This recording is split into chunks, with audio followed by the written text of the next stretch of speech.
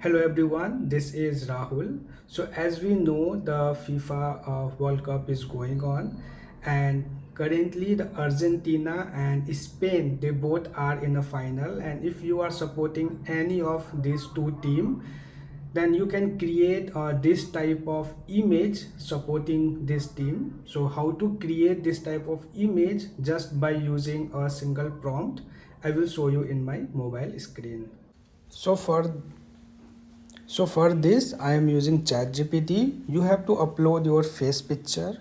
Your face should be more clear, and you have to paste this prompt. So this prompt is little longer, but it will give you 100% accurate image in which there will be no change in your face. Here you can see the image is generated exactly same. In the prompt you will find a country name. You just have to replace with the country name you are supporting.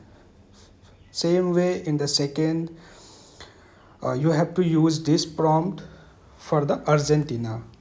Okay, so how to get this prompt? Either you can go to my Telegram Instagram page, and you can comment prompt here in this post.